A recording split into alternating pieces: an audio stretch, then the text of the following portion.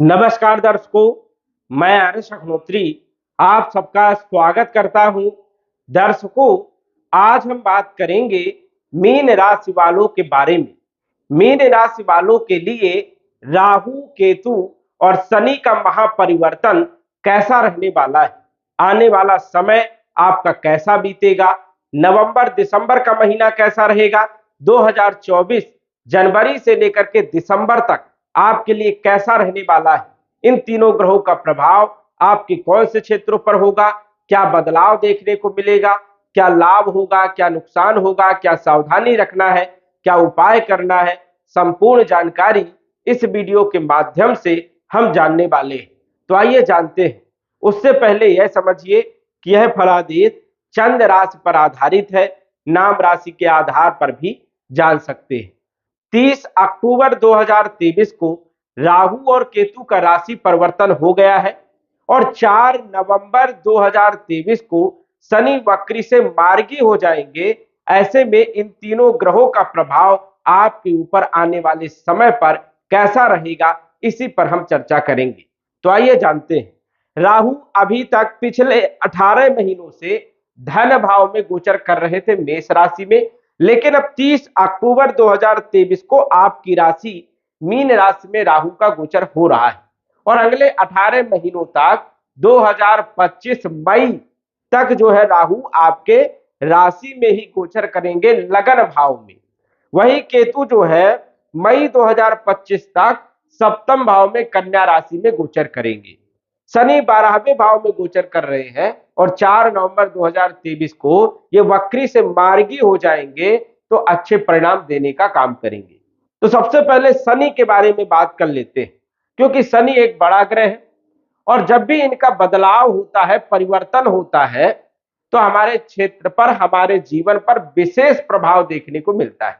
तीनों ग्रह शनि 2.5 वर्ष में राशि परिवर्तन करते हैं, 2.5 वर्ष तक अपना प्रभाव एक जगह बना करके रखते हैं, और राहु केतु 1.5 वर्ष में राशि परिवर्तन करते हैं, तो 1.5 वर्ष तक राहु केतु का प्रभाव हमको एक जैसा देखने को मिलता है। राहु ना आगे जाएगा और ना ही ये पीछे जाएगा।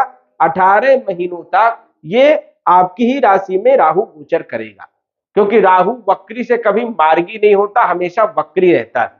अब राहु आपको अगले 18 महीनों तक कैसा परिणाम देगा? राहु आपके राशि में गोचर करेगा तो दोनों प्रकार के फल देगा, कुछ अच्छे परिणाम और कुछ बुरे परिणाम। अच्छे परिणाम क्या देगा कि यहां पर अचानक परिवर्तन करेगा, अचानक बदलाव करेगा किसी भी क्षेत्र में और अचानक बड़ा लाभ देने का काम करेगा। लेकिन नुकसान वाली स्थिति यह है कि आपको कंफ्यूज रखेगा, आपको डिसीजन लेने में कई बार बड़ी समस्याएं रहेंगी। आप कई बार जो है आपके हाथ से काम खिसक जाएगा और आप काम नहीं कर पाओगे। तो यही आप जो है दिमाग लगाते रहोगे कि मैं क्या करूं क्या ना करूं की स्थिति पैदा करेगा। लेकिन यदि आपने कोई काम कर लिया तो राहु उसमें आपको सक्सेस भी देने का काम करेगा। अब राहु के क्षेत्र में यदि आप काम करोगे, सोशल मीडिया से जुड़े हुए आप काम करो, उसमें राहु आपको सक्सेस देने का काम करेगा। आप यूट्यूब से जुड़ो, आप फेसबुक से जुड़ो, इंस्टाग्राम से जुड़ो, गूगल से जुड़ो, किसी से भी जुड़ करके यदि आप अर्निंग करना चाहते हैं तो राहु आपको जबरदस्त लाभ देने का काम यहां पर करता है। और यदि आपने किसी भी क्षेत्र को नहीं चुना तो फिर आप कंफ्यूज ही रहने वाले हो, क्योंकि यहां पर राहु भ्रमित करने का काम करता है, आलस्य देने का काम करता है और जल्दीबाजी में गलत डिसीजन भी कई बार देने का काम करता है। स्वास्थ्य पर भी आपको विशेष रूप से ध्यान रखना पड़ेगा, क्योंकि स्वास्थ्य के लिए राहु यहाँ पर सामान्य है, न ज्यादा खराब स्थिति है और न ज्यादा अच्छी स्थिति है। तो स्वास्थ्य पर भी आपको ध्यान रखना है। कॉन्फिडेंस कभी आपका हाई होगा और कभी लो होगा, दोनों प्रकार की स्थिति यहाँ पर बनी रहेगी। राहु की 5वीं दृष्टि आपके पंचम भाव में पड़ेगी, तो राहु कुछ शिक्षा में भी बाधाएं उत्पन्न करने का काम करेगा, मन मुटाव की स्थिति भी पैदा करने का काम करेगा, पढ़ाई लिखाई में आपका मन भी कम लगेगा। लेकिन गलत तरीके से धन अर्जित करना, दिमाग आपका हमेशा जो है गलत जगह में जाएगा, इस चीज का आपको ध्यान रखना है। अब राहु की पंचम भाव में दृष्टि होने के कारण व्यक्ति को जुआ, लॉटरी, सट्टा या शेयर मार्केट में कहीं ना कहीं जो है लत लग जाना, इन क्षेत्रों में कहीं ना कहीं जो है आपको फंसाने का काम भी राहु करेगा। लेकिन कई बार राहु आपको इन क्षेत्रों में बड़ा लाभ देगा, लालच देगा और बाद में फिर नुकसान भी करने का काम करता है। इसलिए आपको सचेत रहना है। राहु लव लाइफ में भी कहीं ना कहीं जो है प्रेरित करता है और लव लाइफ को जो है बढ़ाने का काम करता है। जो लोग लव लाइफ में नहीं जुड़े हैं उनको जोड़ने का भी काम करता है, अफेयर भी चलाने का काम करता है। तो ये सारी संभावनाएं जो है रहने वाली है और पढ़ाई लिखाई से भी मन आपका हट सकता है। तो ये स्थितियां यहां पर राहु की रहेगी। राहु की सप्तम दृष्टि आपके सप्तम भाव में पड़ेगी तो वैवाहिक जीवन में भी तनाव युक्त स्थिति बनी रहेगी। अफेयर होना, एक्स्ट्रा मैरिट अफेयर जैसे योग भी यहां पर राहु बना देता है। राहु व्यापार की स्थिति को तो मजबूत बनाता है, कई बार पार्टनरशिप में भी जो है धोखा देने का भी काम करता है। यदि आप कोई भी बिजनेस कर रहे हो, पार्टनरशिप में बिजनेस कर रहे हो, तो पहले सोच विचार कर ले और दूसरे से सलाह ले ले, ज्योतिषीय गणना भी करवा ले, इसके बाद करे। नहीं तो कई बार ये यहाँ पर धोखा देने का काम करता है व्यापार की स्थिति में। तो यहां पर भी आपको सावधान रहने की जरूरत है।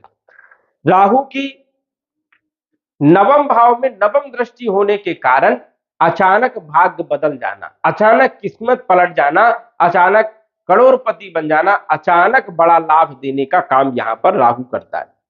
तो ये भी एक अच्छी स्थिति है कि राहु जो है आपको 1.5 वर्ष के अंदर कोई बड़ा लाभ दे सकता है। लेकिन एक चीज आपको ध्यान रखना है कि राहु हमेशा लाभ नहीं देता है।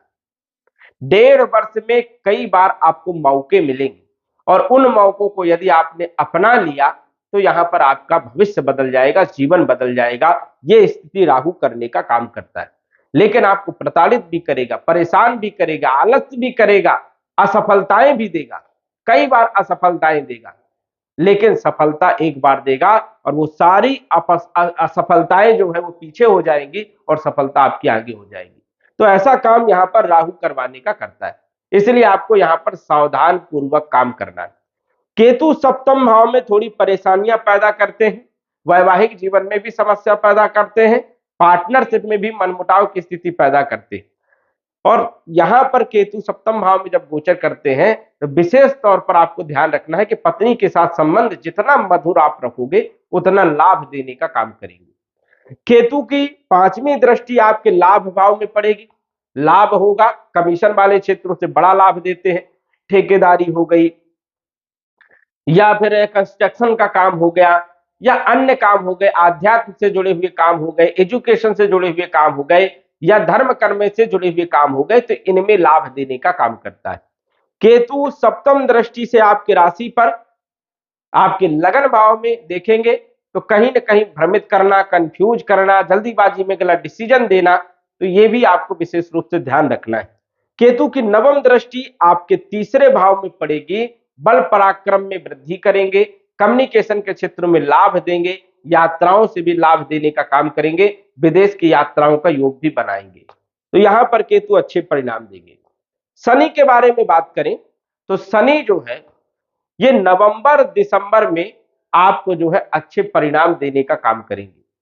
वही देखा जाए तो 4 नवंबर से ये मार्गी हो जाएंगे, तो नवंबर दिसंबर में अच्छे परिणाम देंगे, जनवरी 2024 में भी अच्छे परिणाम देंगे, लेकिन फरवरी मार्च में नुकसान करेंगे। इसलिए फरवरी और मार्च के महीने का आपको विशेष ध्यान रखना है।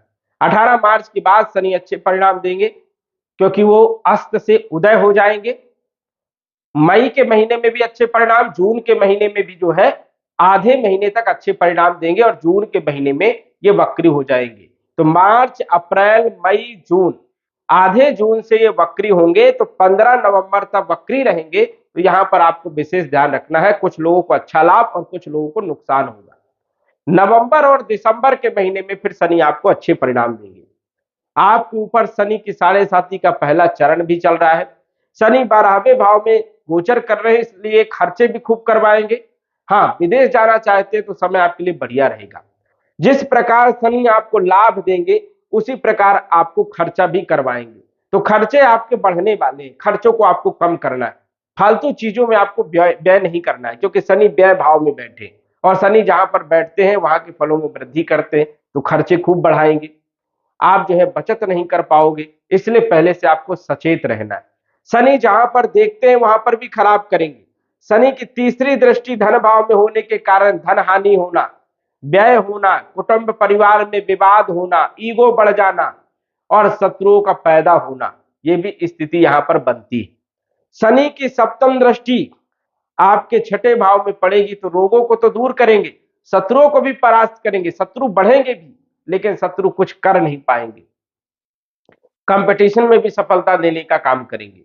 और शनि की दसम दृष्टि सप्तम अष्टम नवम दसम भाग्य भाव में पड़ेगी तो भाग्य में कई बार असफलताएं मिलेगी, धीरे धीरे आपका भाग्य साथ देगा। जैसे कि राहु का मैंने बताया कि कई बार असफलताएं देगा लेकिन एक बार सफलता देगा और वो सफलता आपके लिए बहुत जरूरी है और वो सफलता सारी असफलताओं को जो है नकार देगी और सफलता जो मिलेगी वो खुश कर देगी। तो ये स्थिति यहाँ पर बनने वाली है। राहु की भी दृष्टि रहेगी, शनि की भी दृष्टि रहेगी। शनि धीरे धीरे फल देने का काम करेंगे और राहु भी कई बार असफलताएं देंगे लेकिन लास्ट में आपको सफलता भी देने का काम करेंगे। तो ये स्थिति आपकी रहने वाली है। शनि उतने अच्छे आपके लिए नहीं है, हालांकि वो कुंभ राशि में गोचर कर रहे हैं तो अन्य राशियों के अनुसार देखा जाए तो शनि आपको उतने ज्यादा नुकसान नहीं करेंगे क्योंकि कुंभ राशि में है, स्वराशि में है। लेकिन फिर भी खर्चे तो बढ़ेंगे ही, आय से ज्यादा व्यय होगा, यहां पर आपको फोकस करना है। ओम सम शनिश्चराय नमः इस मंत्र का जप करना है, दशरथ कृत शनि स्तोत्र का पाठ करना है और राहु के लिए सिद्ध कुंजिका स्तोत्र का पाठ ओम राम राघवे नमः इस मंत्र का आपको जप करना है। ये यदि आप करोगे तो बचे रहोगे, अच्छे लाभ आपको देखने को मिलेंगे। तो यदि यहाँ पर देखा जाए तो शनि का और राहु का दोनों का उपाय आपको करना है। यदि दोनों का उपाय यदि आप करते हो तो जबरदस्त लाभ देखने को मिलेगा। तो दर्शकों आज बस इतना ही, धन्यवाद।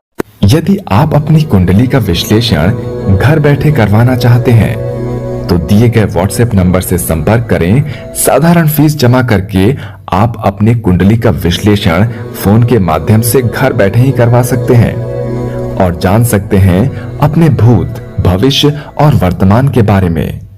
धन्यवाद। WhatsApp number 94798939